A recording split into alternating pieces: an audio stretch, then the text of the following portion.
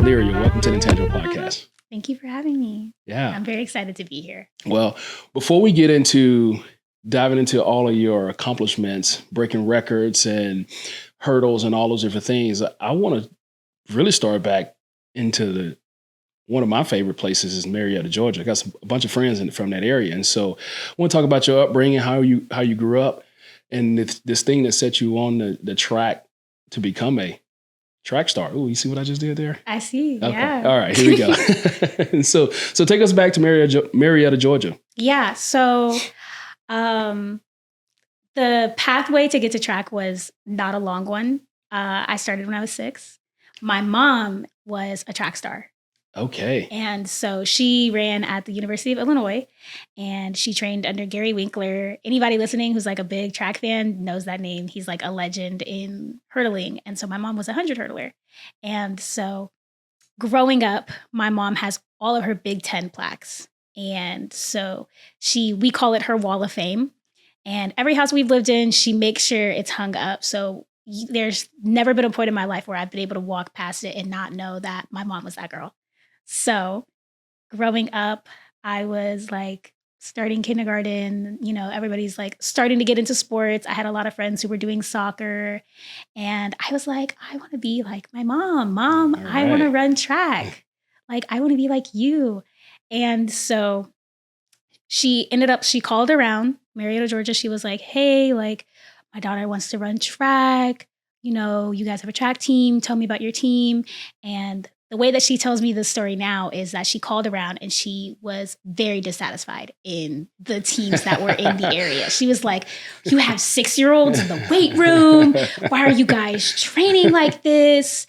So she started her own team. Spoken like a true athlete who's done it. It's it's a process to it. Right. So she was like, you're not putting my baby in a weight room. She's literally 6. So She started her own team. She started her nonprofit, East Cobb Cheetahs. And so my mom was my track coach for my entire life, basically. Okay. How was that having your mom? Because I'm sitting here thinking about, my son's playing football and I can't tell him anything. Like I can't, if I even point out something, if I, Right. try to correct something, it was always like a complete clash. Right. So it's very interesting. My mom is like my number one fan. She's always wanted the best for me and she's always seen like greatness in me. And so like sometimes that can be like, oh yeah, I'm amazing. My mom thinks I'm amazing, so I'm amazing. And it was really like that when I was younger. I was having a lot of fun. She let me try out so many events. There's like a handful of events that I haven't done in track and field. Like I did the race walk when I was 12 years old. I did the pentathlon. What is a race walk? So when you get to this higher level now, it's almost like marathon walking.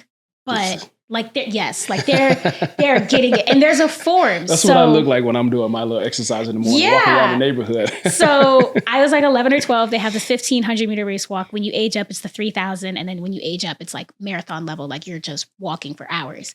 But you have to like lock your knee. So there's a certain way to do race walk. And if you don't, they can flag you and like take you out of the race, disqualify you. Oh, this is like technical. It is a very technical event.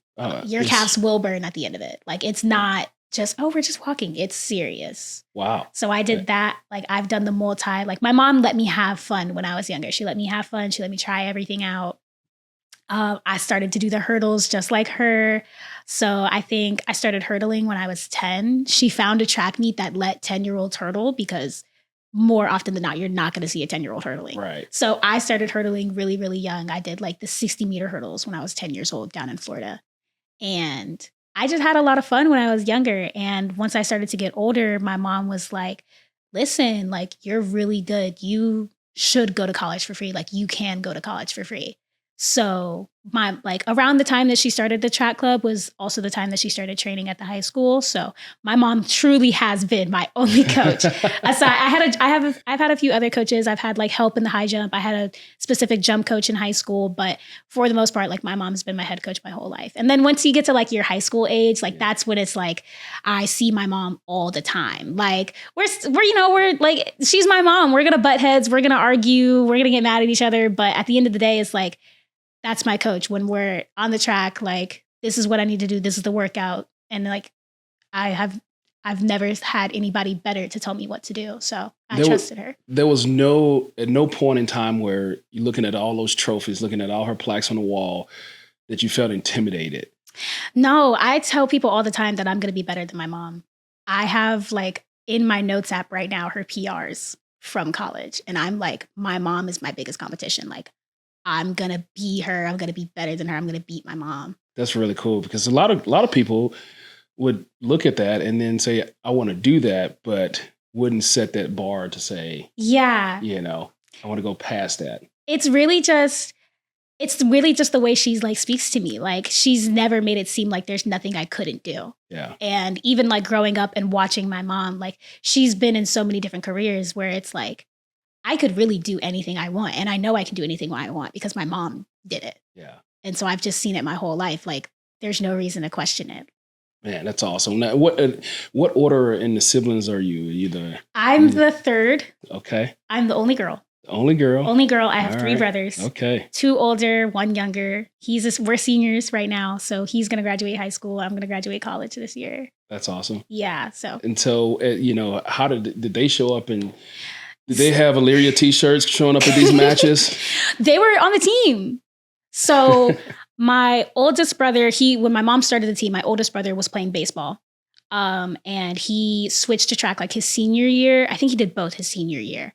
And like we all kind of did it together. So he was like, he's how much older? He's like 7.5 years older than me.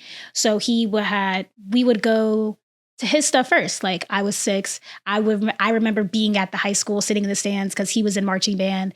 And I'm like, I'm here for the band. I still to this day don't know all the rules of football, but I was in the marching band too. So I can tell you what the band looks like and if it's a good band. And then when I told my mom I wanted to run track, when my mom started the team, my older brother, who is 2.5 years older than me, he's joined. And my little brother was still too young. And my mom was like, you have to wait until you're 5. So on his 5th birthday, he was like, Mom, like, I can run track now. So we were all in the stands together. We all had the same jersey on. Getting down, running track. That's cool. Now, as you start to think about what do I really want to do and what I want to be in high school, your mom still coached you in high school. Mm-hmm.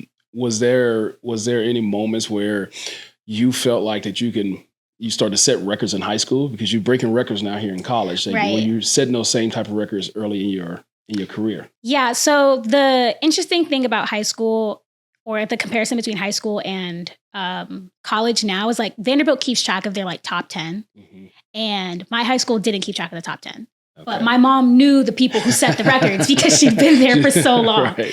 So she had her receipts. She knew the trajectory of where I was coming in. So like my freshman year, I had been running track for so long. So like I went all the way to state. I got 4th in the 100 hurdles and the 300 hurdles.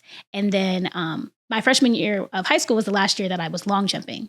So the next year and the years after that, I was high jumping and I switched to long jump.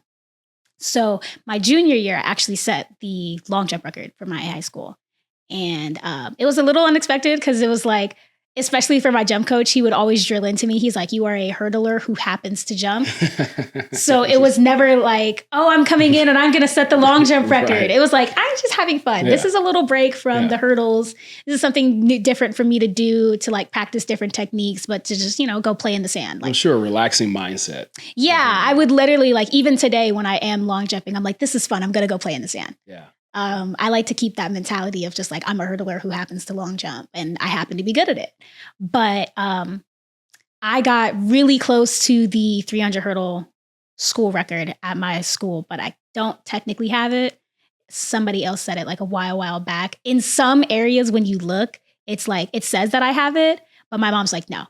I know for a fact that somebody ran faster, but because Mom, don't put that right, like she could just let me have it. They didn't keep track of that back then. Exactly, but I do technically have the 400 hurdle school record. So in high school, you don't run the 400 hurdles very often. I did a club track, so I've been running the 400 hurdles because they let you run it in club track. But in high school, we did have a couple of meets that did have the 400 hurdles. So I have that record. Okay. So I have my 2. Here's the thing that I think about when I go to track. My son, he's running track, mm-hmm. and I go there and I sit through one event, it takes him all day to get to this one event, to get him just to run quick. Yes. It's like, okay, I've been here all day to do that. Mm-hmm. Did you do a bunch of things just so you didn't have to just sit and wait for it? I did not like being bored, and I'm the coach's daughter, so I can't leave. So there were kids who would come to the meet, warm up, run their event. Their parents take them home. I am there. And especially in high school and especially in youth track, like the meet starts at 8 a.m. and you might leave at 8 p.m. Oh, it's so long. It's long. Why is it so long? So many kids. Gosh. Like we got 27 heats of the 200. I'm in one of them probably. But yeah, it was really just that whole, like, I'm here all day. I don't want to be bored. Yeah. And so my mom was like, okay. So how did you develop a mindset to be able to be patient enough to do that, to sit through, from 8 a.m. to 8 p.m. and still go out and compete at the highs of the high? Well, it's really just, it almost felt natural. It's like, okay, you come here at 8 a.m. Maybe you don't run until 12. It's like, okay, well, it's 8 a.m. We probably woke up at 5 a.m. to drive here. And so it's like, I'm going to go to sleep. I'm going to go to sleep. I'm going to wake up. I'm going to eat my lunch. Okay, now it's time to warm up. And it's kind of just like, I think because I had did it for so long, it's like, this is what Saturday looks like. You get in the car, you go to sleep, you bring your pillow, you bring your blanket. My mom has pictures of me sleeping under the Georgia sun with a blanket on at the long jump mat, because like, this is just what the day is. Right. And so it's like almost as if it's natural to just be like, all right, like, especially when you get to a point where it's routine, it's like, what you need to do to take care of yourself before you go out and compete. Allyria, I think he was born to do it, because as a dad, as a kid, I don't think I could have sit still to do this. I mean, even playing some baseball early on, I just like, this is too boring for me. I can't do it. So that's don't underestimate the power of a nap. Like, I mean, part of it is like, I did so many events because I couldn't sit still, but then it's like, okay, that event, like, doing the pentathlon, like the 800 is going to take you out. You're going to sleep for a while before you have to go and run that 4x4. I feel like I need a nap right now. I mean, you run out of energy when you get older. Like I don't. Oh, it's just. I'm not. I mean, even now, I'm not nearly doing the same like degree of events that I was doing when I was younger. Yeah. Well, all right. So now you're trying to figure out where you're going to go to college. What was recruiting like? I know what football recruiting is like, but from a track standpoint, the full scholarships, college coaches from all over the country come in and recruit you. What was your experience like going through the recruiting process? My experience was interesting. And honestly, like sometimes I feel like I forget who was recruiting me because I was determined to sign early. I was like... Why were you determined to sign early? I had seen my teammates in the past who were signing during the track season, and like coaches would call them and be like, hey, if you run 10.6, I'll give you a full scholarship, but you got to run 10.6 first. And like, that is a stressful experience to be like, I have to go out and run this time and run for my spot on a college team. And I was like, I don't want that. Yeah. I want to know where I'm going, and I want to have the best senior year possible where there's just no stress. I'm just doing what I need to do. Yeah. So really the mindset was in my junior year where I was like, I need to put out these crazy times now. I need to be running now so that when they call me in October, I'm ready to be like, I'm a good athlete now. And you know that. I don't need to wait until May to run this time to win state. Right. And so my recruiting process started early because I wanted it to. And so there were coaches reaching out. My mom would tell me, because they're calling her, she's my coach. They'd be like, hey, we need Allyria's GPA. Like, I remember the first big school that we started talking about was Princeton. They had reached out. They were like, we need her GPA. And I had a really high GPA in college. So sometimes, not in college, in high school. So sometimes like I would walk around the hallway and they'd be like, oh, so what schools are recruiting you? And I'm like giving them the list. And they're like, wow. And I'm like, yeah, I'm not just running track. Right. So it was interesting to like get the phone calls, to talk to the coaches. Even my jump coach's alma mater had called me. My mom's alma mater had called, and it was like hearing just like these different schools like be like, hey, this is what we want to do. And I think the most unique part of my recruiting process is that I didn't take all of my visits. I took 3 visits. And my mom had to force me to go on 2 of them. Okay. So what was your first visit? My first visit was Vandy. Okay. Vandy actually came to me first. And Coach AT was really trying to get me to come to Vanderbilt. I came to Vanderbilt late. according to Coach AT's standards. You thought you was being earlier. Well, no, so with the track season going on, like, yes, we're busy, all of that. And like, you would think, right, the off season, you have time to go on these visits in the fall. I didn't. I couldn't go out every weekend because I had a football game because I was in the band. And so Coach AT's like, we want you to come this weekend. And I'm like, I can't. I got a game. I got a band competition. I can't leave. So my first visit was with Vanderbilt. They took me to the school. And the thing that I told everybody when I was getting recruited up was, I want to go to class. I don't want to go to a football game. I've never watched football. I want to go to class. I want to know what it's like to be in college. Right. And so Vanderbilt, they took me on my visit. My visit was like Sunday to Monday. We drove up. I had my nice hotel room. It was really cool. And then we woke up at 8 a.m. and we sat in a chemistry lecture with my hosts. And I was like, this is what college is. And that's what I wanted. You got the real experience. I got the real experience. I was like, I know I am not taking chemistry. And that was like the really exciting part for me. I had like my criteria. I knew what I wanted. My mom had been my coach my whole life. So I was like, I need a Black female coach on staff. I need to have that pillar in my life because if I'm going to make this gigantic transition, I knew that I didn't want to go out of state. So I remember getting a phone call from Georgia Southern and I was like, I'm sorry, I'm not going to school in Georgia. I knew that there was like more for me out there. So it was really easy to not have to go to all five because I had set standards for what I wanted out of the school. They needed to have my major. I major in environmental sociology. Not everybody has that. Right. And that narrowed the pool down even more. So my recruiting process was like very strict. I was like, this is what I have. If I get a message from you and I'm looking through your school and I'm like, I'm sorry, you don't have my major. Off the list. Off the list. Can't go there. Made a very, very conscious decision to be, this is my criteria and I'm going to stick with it. And Vandy offered everything that was on your list. They had it all. Had it all. They had Black female coach on staff. They had my major and it was near a city. I knew I didn't want to be like smack dab in the middle of it. I was not a Georgia State kid, but you know, like Broadway's down the street. Like I can get to it. I can get to it. Yeah. I can walk around. I can take the bus, and that's what I wanted, and that's what I got. So Vandy had it all. Do we have a bus system here? I take the bus to school every day. Oh man, it's bad. It's not good. They're working on it. They're working on it. Yes, I saw that after the last election. They're putting some money into it. So you know, I write my little survey. I'm like, this is how I felt on the bus today. Well, now you're here at Vandy. You know, what was that transition like? You know, what was the fear when you said you was going to make this?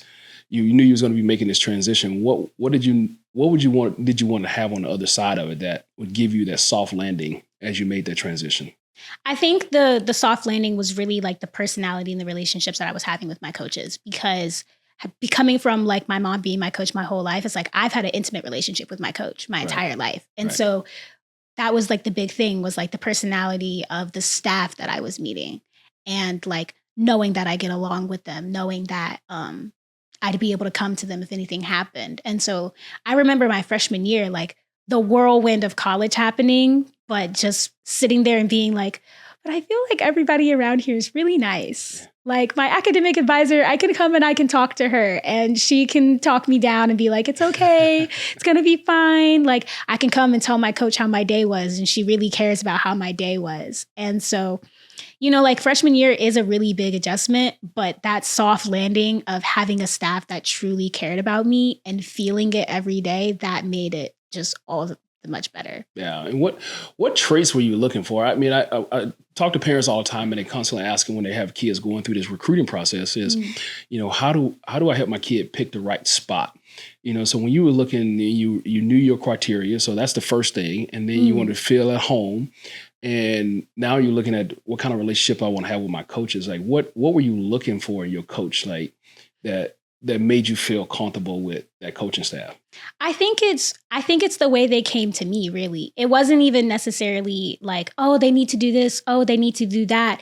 I think Vanderbilt set a really high bar And it was really hard for any school to come after them and be like, oh yeah, but we have this. Like Coach AT picked my major. She sat on the phone with me and she was like, well, what do you want to major in? And I'm explaining to her the things that I want to do in my career. And she comes back to me and she's like, well, I was looking on the website and I found these two things. And I talked with some of the people in academics. And so it's like having like her come to me, like not only was it, oh, well, these are the majors that we have that have environment in it. It was like, I listened to what you said. I checked with other people. I did my own research. And this is what we've all come together to figure out, like what would work for you based on what you want. It was like having that experience and then like going to other schools, going on other visits. And it's like, okay, we're going to take you to a football game.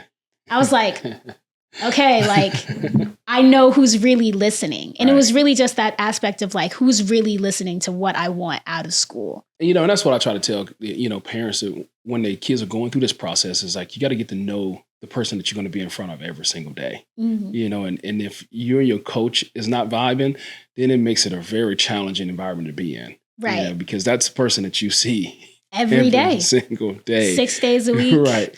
20 hours, all of those things. Yeah. And so, so I think that's good for parents to continue to hear of trying to help guide their kids through that process. And so you having a criteria on the front end and being a relationship person was the important piece.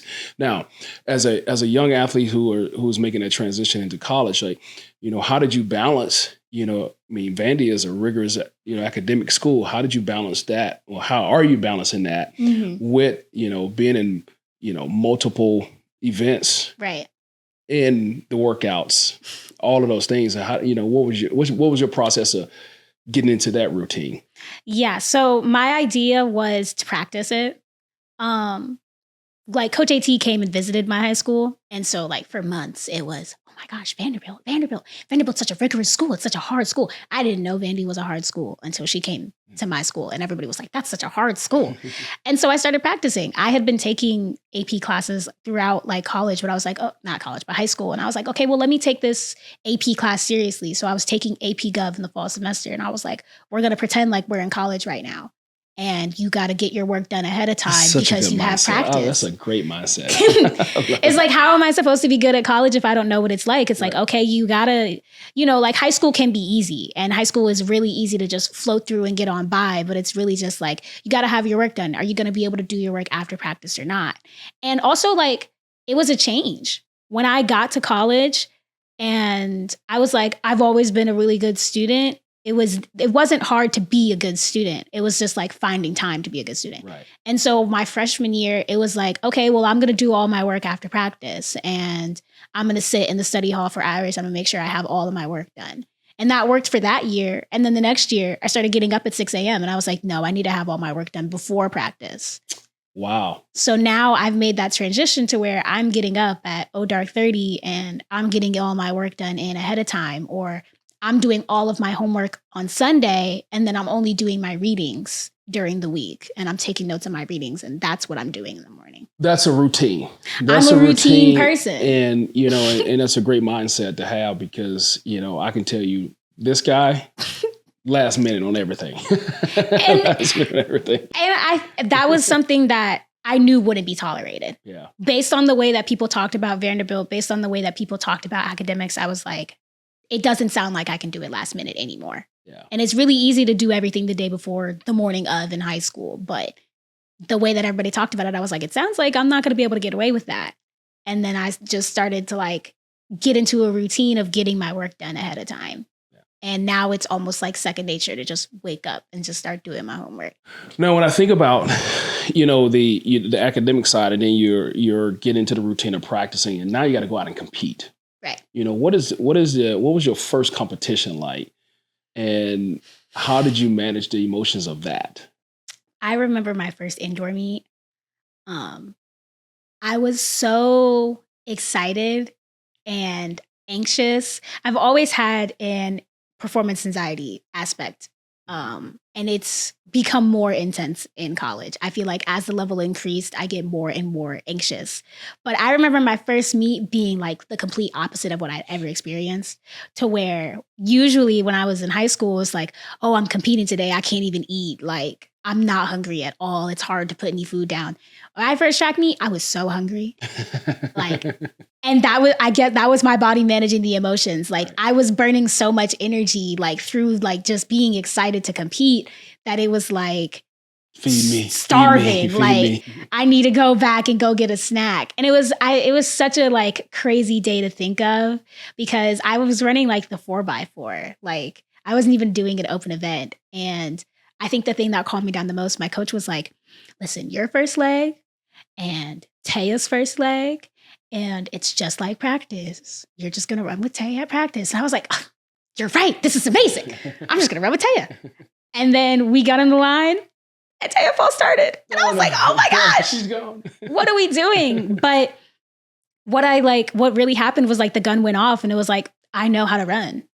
And it was just getting out there and competing. And it was so fun to just like go out there, run in college. And then also like I handed the baton off in first place. And I was like, this is it. Like, I know how to do this. And so it became getting, after that first meet, all those first jitters, it was getting back into the routine of like, you know how to run. Yeah. Like, college is no different than before. You've always been this talented.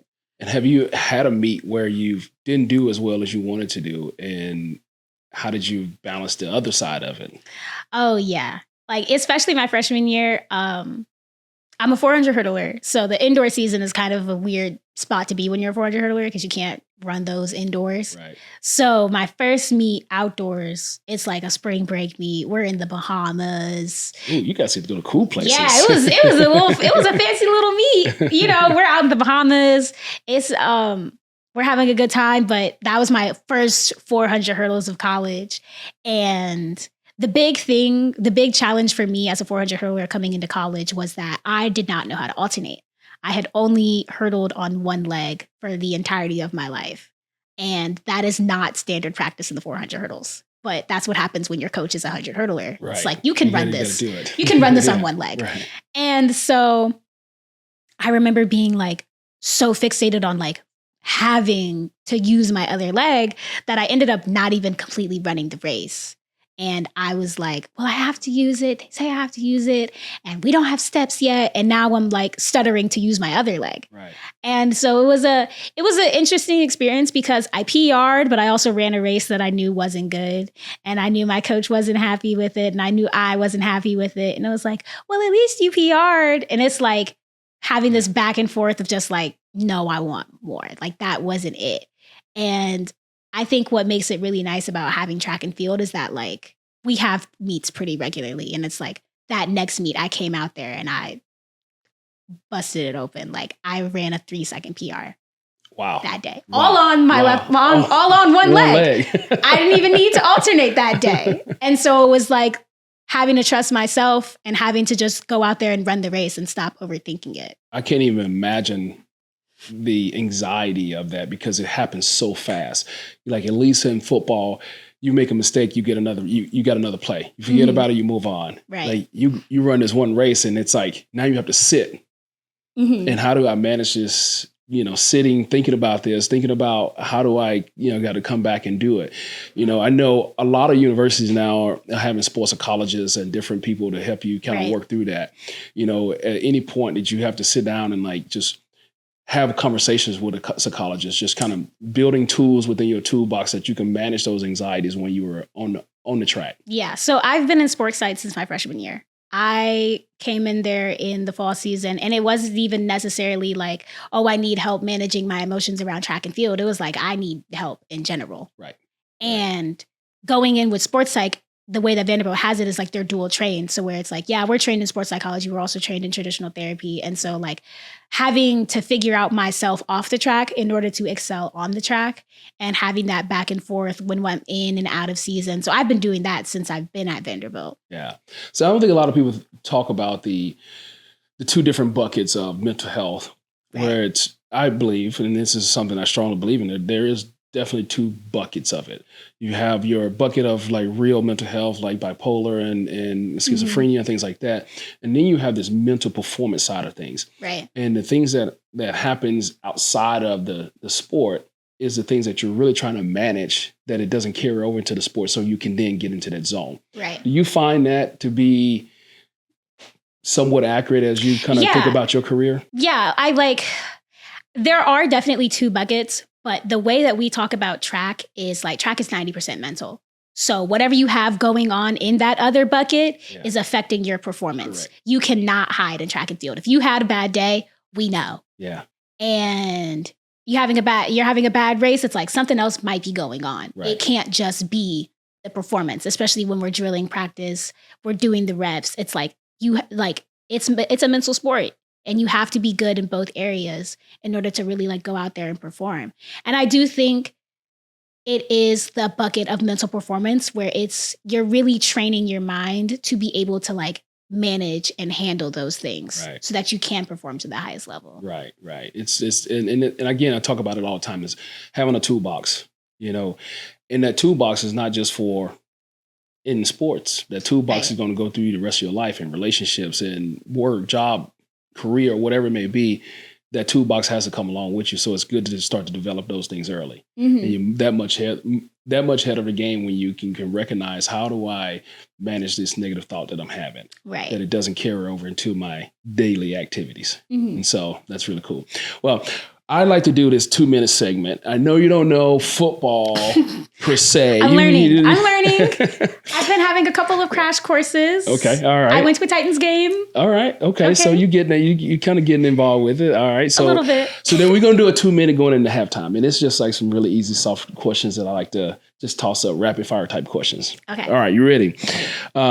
What is your favorite hype song before a big meet? Ooh, this is really easy for me. Run It Up by Tyler, the Creator. Okay. All right. Yes. He has this mantra in the beginning of the song, and I have to do it before I compete. Like, do you sing it out loud too? Yes. Give me one. Okay, you might have to bleep some of it out. It's not clean. But in the beginning, I'm not going to put you on the spot. I'm not going to make you sing. In the beginning of the song, he basically has this mantra where he's like, the people who've doubted me, they were wrong. I've always had confidence. I've never had anxiety. I've never been scared. I've never second guessed myself. If I want it, I go get it. And that's that's what I'm putting into the air every day before I compete. Strong. I love it. All right. What is your go-to meat celebration meal? Ooh, I just love pasta. It's my pre-meet meal. Get me. I love it. I love it. I'll eat pasta every day if you let me. So definitely like a seafood pasta, like shrimp Alfredo, seafood boil pasta. Those are really good. See, I can see now I'm getting to that age where I can't eat a lot of pasta because it packs on me. I don't ever want to get to that age.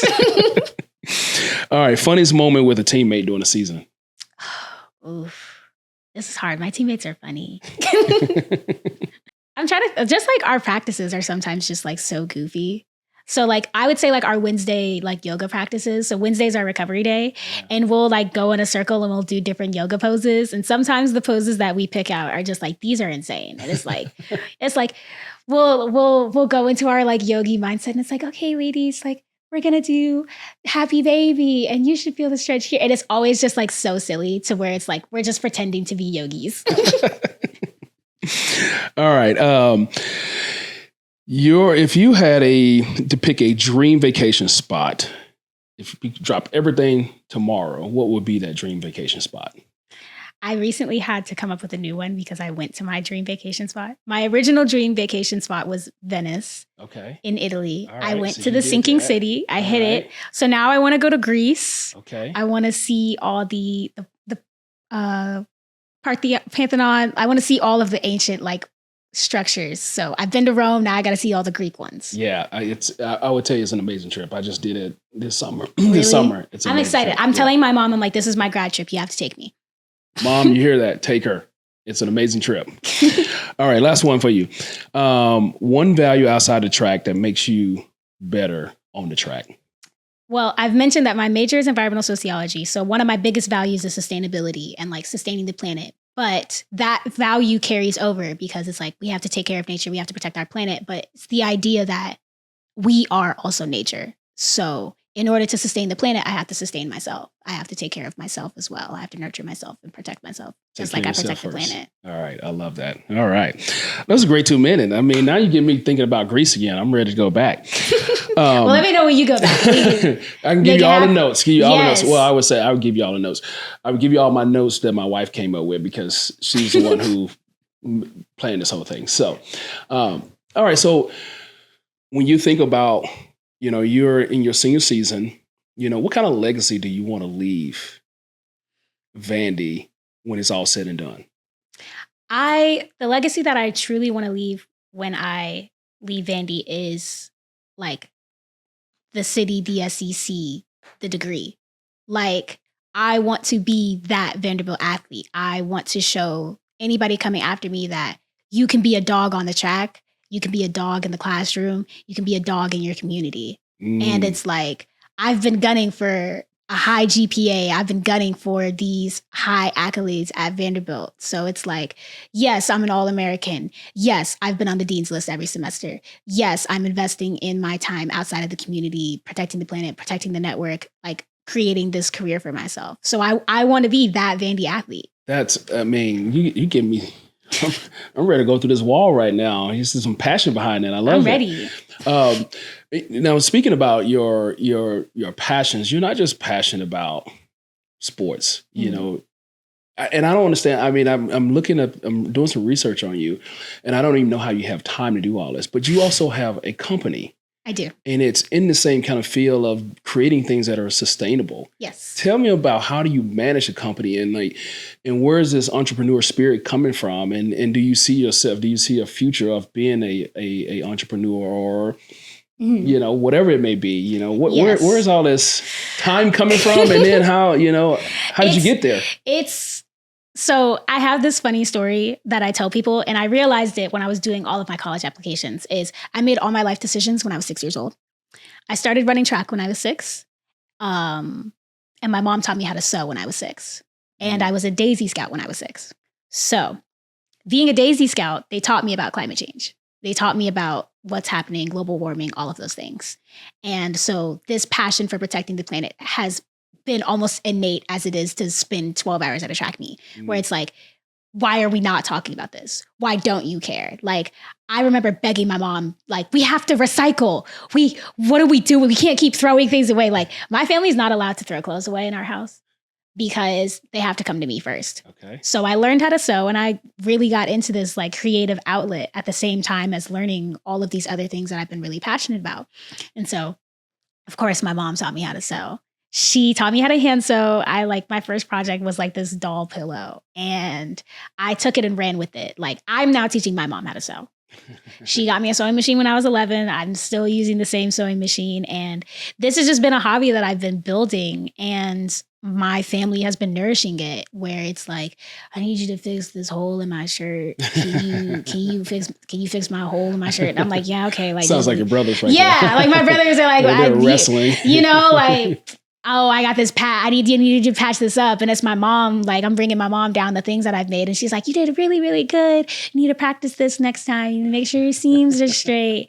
And this entrepreneurial mindset is just like part of the family culture, where like my parents had a printing company when we were growing up, and they had me and my brothers in the print shop. My oldest brother was selling stuff in school. My older brother was fixing phones. And so it's like this family culture that we have, where it's just like we go out and we hustle. And so my first pop-up shop with my business selling the things that I had created was in 6th grade.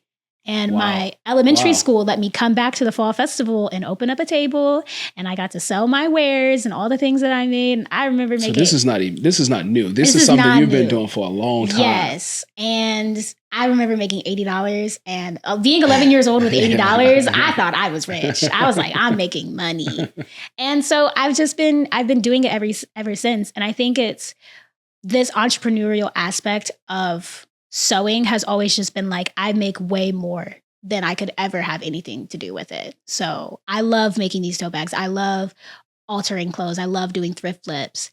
But sometimes I'll go to a thrift store and I'll be like, this would be really cute like this. And I would never wear it. And I'd be like, okay, well, I'm going to go put it on Depop and somebody else would want it. And it's just like, I have this creative outlet and of course I should share it with people. Yeah. And so, yeah, it does seem crazy to be like, how do you have time to run a business? Yeah. So how is the business doing? Like when do you spend majority of your time doing it? So I have a part-time job on campus. I work in the Wondery and I work in the Fiber Arts Lab, and I go and I also teach other students how to sew. But not every single time that I'm there are there students in the space that I'm helping and assisting. And so I like to call it my 3 hours of designated hobby time, because it's like, okay, I have to go to practice. Okay, I have to go to class. I feel like if I did not have that time in the Wondery, like I wouldn't be able to sew as much as I want to. And so like having to show up and be there, it's like, okay, cool. Like now I have time to just sit down and sew. And I spend majority of my time like doing pop-up shops. So there's a lot of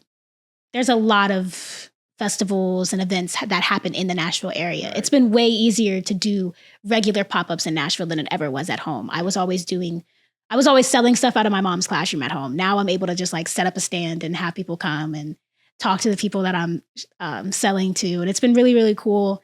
And having that time to even do it and even share it with other kids on campus and like teaching other people how to sew has always just been really nice. That's fun. That's really, I mean, that just the wide range of things of who you are, what you can do. And this is why I love doing this now, because you get to let someone tell their story and see these different pieces that make them who they are. And you can definitely see it shine through you. And I would, as I sit here and think about like the entrepreneur side of things, do you see that really being a pathway you go, continuing this after college? Yeah, well, I always say like my dream is to live above my boutique. So like, you see those little like areas where it's like eat, play, live, and there's the little shops underneath. And so I would love to open up my own boutique and like just like have all of my stuff out and be like, okay, here's what I made. Like come shop by, come through. I do think it would be really lovely. But I always say like that's my retirement era. Like I'm going to live like as a little old lady, and I'm going to be like tailoring people's clothes, because before I get the chance to like sit down and sell all the things I've made, I know that there's work to do for the environment. And so I want to make sure like the bulk of my career is in the environmental space, making sure that we're doing what we need to do to take care of the planet first. Yeah. And so, and speaking of that, why is that so important to you? And where do you see yourself fitting in to help make a change? Yeah. So my question back to you is like, why would it not be important? I like that. It's like, for me, it's so innate. I cannot explain to you like, why are you so passionate about the environment? It's like, yes, of course, like I played outside as a kid. Like, I've had fun. My sport is outdoors. Yeah. I spend so much time outside. Everybody spends so much time outside, And so it's really just like, why would you not want to do everything you can to make this sustainable? It's like the people are telling you we're running out of time. The summers are getting hotter every year. I know I'm running in it. I know it's hotter right now than it was when I was in high school. And so it's like, of course I care. Yeah. And so the way that I see myself fitting into it is I really would love to be like in the policy space. I want to be in the law and the policy space. I'm a pre-law student. I'm interning with the school. I'm interning with nonprofits who are really pushing environmental policy and like working to like protect the planet on the legal side. And so that's really the space that I want to dive into. As you think about, those different areas of life you want to be in, and you think about your journey, and you think about right now this era that you're we all in with this whole transfer portal, the NIL space, and you got a young athlete that is coming that wants to kind of follow that trajectory. Mm-hmm. What piece of advice do you have for them? A young track athlete or just a young female athlete who wants to kind of follow in some of those footsteps and being able to create a routine and a plan for themselves. What type of advice do you have for them? And that advice that kind of brings into that passion piece of like, making a difference and a change. My advice is like advice that I'm stealing from my jump coach. He used to tell this to me every day before I competed, regardless of whether I was long jumping or hurdling that day. And it would always be you. Mm. And that's all he would give me. He was like, just go out there, be you. And it's really just, that's what has led me to the success that I've had right now, where it's like, I have always been super passionate about the environment. Be me. Yeah. Go out there, make a difference, whether it's making a difference at home, bothering my teammates about dryer sheets, like searching for these internships. It's like, this is what I'm passionate about and I have to dive into it. And so just like, I've always been a routine-based person.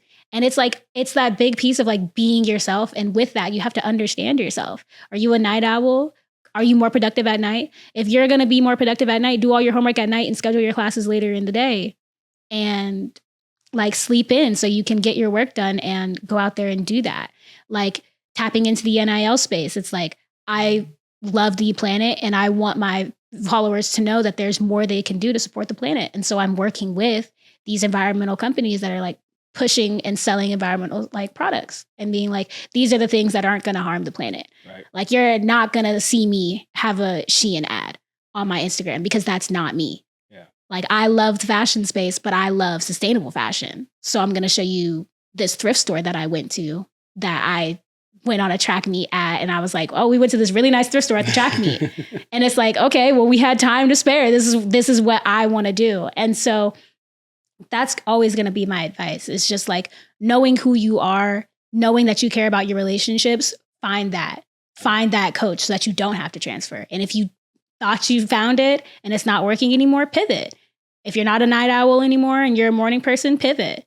But like being yourself and sticking to whoever you are in that moment. Yeah. And I think that's the hardest part, especially being young and trying to figure it out, is trying to figure out, how do I really understand myself? Mm-hmm. And I don't think, as a young athlete, I wasn't thinking about how do I know myself? This came later in life, and so when you think about young athletes and the advice you just shared, what are a couple of key things that a young athlete can start that process early of trying to figure out the self-awareness of me, who I am. Mm. So a big thing that I do is I journal. For the last 3 years, I have journaled for like 40 minutes every day and just like recognizing patterns in myself and not even necessarily like, oh, I'm journaling just to recognize patterns. It's like, nah, just like I need to get all my thoughts out today. Yeah. I just need to get it all out. And once you have everything dumped out of your brain, what's left? Right. What do I need to do today? It's like I've got all of the noise out.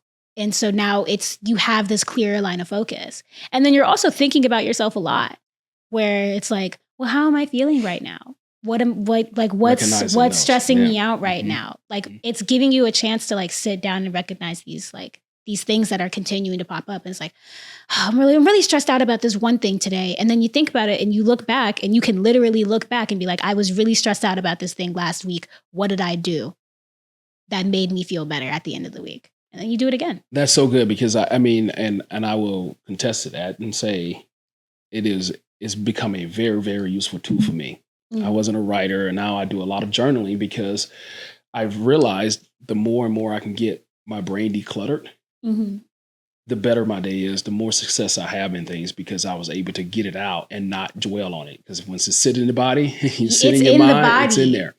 And so being able to have tools, and this is back to the toolbox, creating tools. So that's a great tool for a young person to have to start to do that. I mean, I don't care who you are.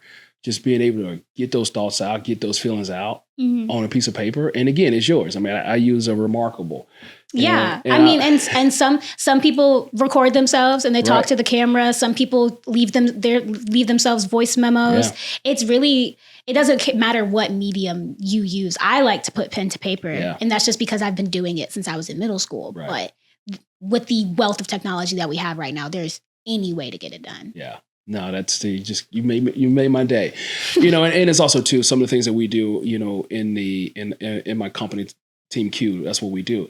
We analyze language so we can help young athletes figure out who am I, where am I from a coachability standpoint, character, composure, leadership, composure, and it's about bringing self-awareness to it because we as young people, brains still developing, we don't really know. Right. And we're just trying to figure it out. And so now having tools that can quantify these things to be able to get you on the right path to do that is something that I am very, very passionate about doing. And it's something that we started on the professional side, and now we're doing in the high school space, because we realize that the earlier you can realize these things about yourself, the better you become of setting yourself up for success, and especially making transitions to different environments, especially for young athletes who you don't have a lot of time to really work on yourself because you're working on your techniques in your sport. Right. And this is a faster way for you to be able to do that. And so I'm so happy that you said that. And that's some of the things that you're doing.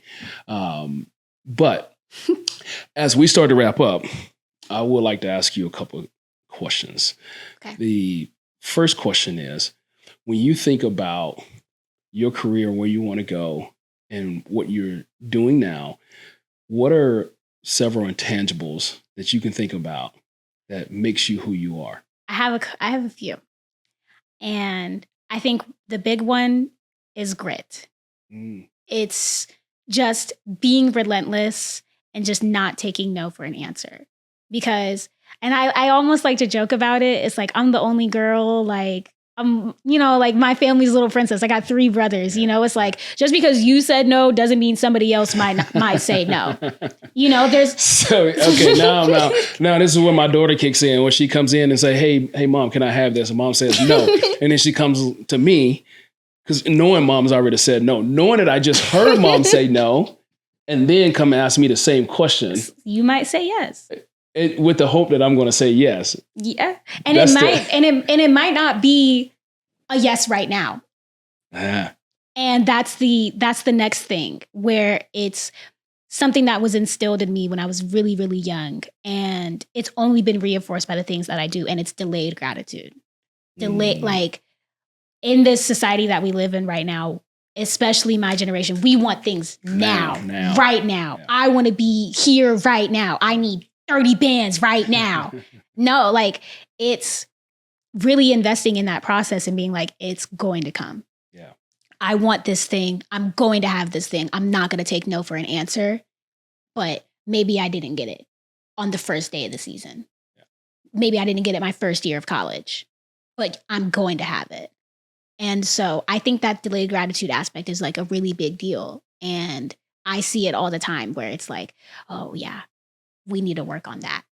We need to work on appreciating that it's coming. And I think the last intangible that I have would really just be like this intrinsic motivation.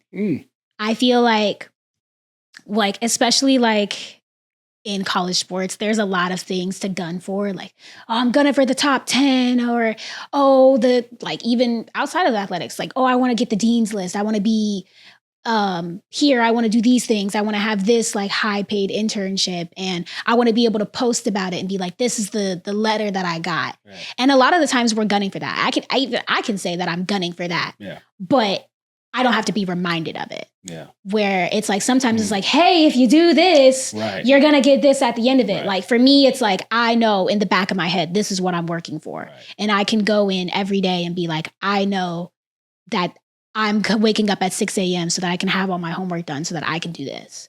And it's not like, hey, remember, you got to get your homework done. And so I think like having this like intrinsic motivation of being able to push yourself when nobody's around is like significantly important. All right. Well, you just walk right into my last question for you. And my last question for you is that, when you think about this year ahead, you guys getting ready to get geared up and start competing again. What record are you gunning for this year? I'm getting the 400 hurdle record. There's not even gunning for it. It's happening. Hands down. That's Allyria McBride, 400 hurdles. You heard it here. Allyria, 400 hurdles. Done. Well, you got me excited to watch you. I'm so impressed with you. So impressed with, the routines and things that you've created, and the tools that you continue to put into your toolbox, and your passion for the environment. I mean, I don't think it's enough of us are thinking about that at a young age. And, again, I can self-admit that I didn't think about it. When I first got drafted to Seattle, and I got out to Seattle and I got off the plane, it was just they make you pay for bags out there. Nice, crisp air. Mm-hmm. It was the first time I started really thinking about the environment. And so so, having a young person who's advocating for this, really, really excited for you and what you can do. And I would say if any brands are out there looking for a spokesperson to talk about this and who's passionate about it, look no further. I promise. I know my stuff. I'm definitely advocating for you on that side of things, especially in NIL space you're in right now. So let's take advantage of it. But it's been a treat to talk to you, and I really appreciate you coming and spending time with me today. Yeah, thank you for having me. This has been great. Absolutely. Thank you. Thank you.